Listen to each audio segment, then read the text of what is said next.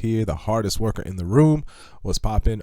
Here to give you guys a little rundown, a little inside scoop, behind the scenes look at my template. I've recently revised my template, so I know I got a previous video on my template, but this one's new and I've added and changed some things that have helped to streamline my process. It used to take me, I would say, up to maybe like 2 years ago. Maybe like a year ago. About 2 years ago. All right, so it used to take me like 2 years ago. It used to take me like days to finish a beat, like several hours. I say days because like I could only work like a couple hours at a time. Now, right, I've learned a lot of things and I've tweaked a bunch of things. Now it usually takes me maybe an hour, probably about an average about like 30-45 minutes to an hour to make a beat, to get it from like beginning to end. Like I don't include mixing in that, but mixing usually takes me like 15 minutes or so. So all that, and I'm going to show you guys how I did it by creating a template. So this here, I use Reason. A lot of people don't use Reason, I get it, but what I have here can apply to anything. So one of the things I usually start out with, I'm going to zoom out here, is my template has a whole bunch of different tracks that serve specific purposes. For example, starting at the top, I've got two different 808s that I use. This is a more synthesized 808. This is my sample 808. Oh, that's too high. Hold up. Too low. Ooh, that sounds bad. What is the deal? Oh, I don't have these. All right, so there we go. All right. This is just a sampler. It's called the Nnxt Advanced Sampler. My favorite sampler to use next to Arcade. I'll show you that one another time. And in here, I have several different 808s that I use frequently. So these are the only 808s that I use. So if it's not any of these, 7 that I have here, or the synthesized one, if I can't make it work with either of these, then I know that something's wrong with my mix. But I have these, and then I just can kind of lay down my 808 pattern. And then if I don't like the sound of it afterwards, I can come back here and then just click to find which one I think works the best.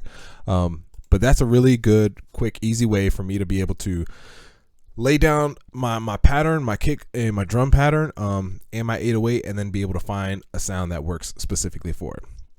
And these two on my rack, these two are both routed to the same effect. So I've got them going through a saturator. Actually, I got it going through a distortion first and then a saturator, but you see my distortion is bypassed because I usually just stick with the saturation. If I can't get it to work with saturation, then I'll go over to the distortion. All right, next up is I have my drum sampler, or my drum sequencer. And here I have the sounds that I use 80% of the time. What I do when I'm making a beat is I usually start out with a melody or with the loop that I'm collaborating with somebody, and then the first thing I'll do is I'll lay down the drum pattern. So on one of these, I will lay down, my kick, my snare, my clap, my rim shot, that's my open hi-hat, my cymbal, and then a little percussion sound. So those are the sounds that I use to start laying out the foundation. And then once I've got that idea fleshed out, I move on to the next thing, which is usually my 808. And then I'll move on to the next thing, which might be like a sub melody. And then at that point, I'm pretty much done. So the whole goal here is I have my template set up with default sounds that I know that I like. So that way I have the idea in my head. I can crank out that idea as quickly as possible without anything to hinder me by, oh man, I don't like that sound. I don't like that clap. Let me go cycle through all the samples, the hundreds of samples of claps that I have. But before I know it, I've wasted, 15-20 minutes and I still don't have the sound that I want. So with this, I know that once I got it laid out, I can go after the fact. Usually for me, it's in the mixing phase where I'll go back. Okay, I don't really like this clap sound, so let me go and find a different clap sound, or cycle through a couple of different clap sounds at that point. But at that point, that clap is already EQ'd. Maybe I already got compression or reverb or whatever on it. So this is how that one, my little drum sampler, is set up. Next, I have my hi-hats down here, and the reason my hi-hats is not with my drum sequence, pretty much just a drum sequencer. With my drum sequencer is because on my drum sequencer I can't pitch it. So a friend of mine had shown me how to pitch his hi-hats and whatnot, and I even have a scales player that will allow me to put it in certain keys so that way I know that my hi-hat is in tune with what I'm doing. Here's the other thing. Nobody taught me this, but I figured this out for myself, and I thought like, man, this is a gem I got to share with the people. This is for the culture. So on one, I have always struggled with finding like transition sounds, right? I used to have Splice, and one of the main reasons I had Splice was so that I could just type in transition and then have those sounds pop up and then just pick something from there. Until I started doing this, and then I canceled my Splice subscription. So what I have here is a bunch of different transition sounds that I like, and most of them are the ones that I use on a regular basis, right? Every single one of my songs has something from these appear in my songs as far as like transition sounds. And then below it, I have my cymbals, my cymbal crashes. I think it's just this first one. Let's listen to it. No, it's not that one. I think it's this one. Yeah, that one. I love the sound of that cymbal. And I used to always like lose time going to find it or going through the folder to get it again.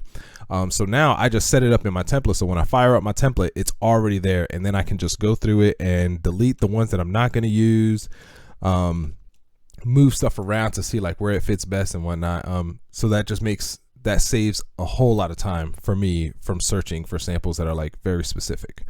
I have my vocal stuff here. So this is like for like trap vocals and whatnot. And it kind of is already has my personal preset for like my voice that has like the de-esser and stuff like that. But I have not touched that in a long time, but it's there in case I need it. Then I have arcade, right? I mostly use a lot of arcade stuff, right? Hooked, gems, or if I'm like creating a melody or something like that, I'm creating a loop myself, I'm using that. I have electric piano, so I have some Rhodes here for me to be able to. Oh wait, no, that's piano. That's regular piano. Whenever I want to do stuff, I usually start out my melodies with the piano or like my chord progression with the piano, and then I have some bells, and then a pad, and those are both Omnisphere. And then those also, each one of those instruments right there. Oh man, Omnisphere is gonna pop up because I double clicked it. And each one of those instruments has the chord rack that I can specify what key or what scale I'm in to be able to create my stuff. And then down here at the bottom, I got my tag, and then I just put my tag wherever I want. I kind of have two different tags because my first tag has the build up, that reverse echo. Oh shoot, I got the other stuff. Yeah, it has the build up. Hey, yo, Mr. Right, it has that that reverse effect, but then the rest of the tag throughout the beat does not have that. So I kind of cut them both in half and split the difference. So anyways, that's how I have my template set up. The last thing that I have is I have my mastering chain. And I call it a mastering chain. Is it really a mastering chain? There's a lot more that goes into mastering than just what I have here, but this is what I use just to get my beat up to, I call it pre-mastering. So just to get my beat up to a loud enough volume to the point where like you're not having to crank the volume up super high just to hear my beat. I start with a compressor, just a touch of compression. And even though this is the only plugin out of all of these that is actually on at the moment, the threshold is set to 0. So nothing is it's not even going to be activating until I get to this stage. And then I have Ozone 9 elements.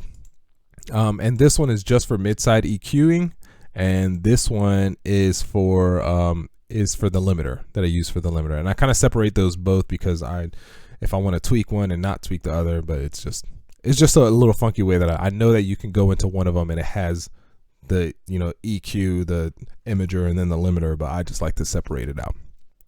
And then lastly, I have this imager, and I prefer this imager because this is the stock one that comes in Reason. I prefer this one because this one has the frequency knob that you can kind of isolate the low end to not have the stereo imager affect the low end at all, because usually you have your low stuff, your low end in mono, which is your bass and your kick and stuff like that. There you go. That is my template. Actually, I didn't talk about this, Jim. Hold up. So I got my sends, right? The same ones, the reverb, delay, some chorus, and flanger, unison. My kick and my 808 channel, I already have my 808 sidechain to my kick, and it's already got the ratio that I usually like. The only thing that I usually do is touch the threshold so that it kicks right at the correct time, right at the threshold that I want it to. Outside of that, this is it. And from time to time, I'll update this and change things around, swap out samples, swap out some of the instruments. But it took me a couple of weeks of tweaking it here and there, making something, and then realize that, oh man, I forgot to add this in. But in the long run, it has saved me so much time, because now I don't feel like the anxiety or the panic of like, all right, man, I want to work on this beat during my lunch break, but I only got like 30 minutes and, I'm not going to have enough time. Now it's like, all right, I got enough time, 30 minutes. I can eat my lunch leisurely, and then I can crank something out, work on a beat. So it's amazing. I strongly encourage you, if you're struggling to make beats, or if it's taking you hours and hours and hours on end to make a beat, set up a template the way that you like it, go back, revisit it, revise it, change it up every now and again. But do that, because in the future, it's going to save you tons and tons and tons of time. And that's the one thing I don't like to do. I don't like to waste time. But anyways, that's what I got for you guys. Hopefully that's helpful to you. Let me know if it is in the comments below. I'll see you guys next time. Peace.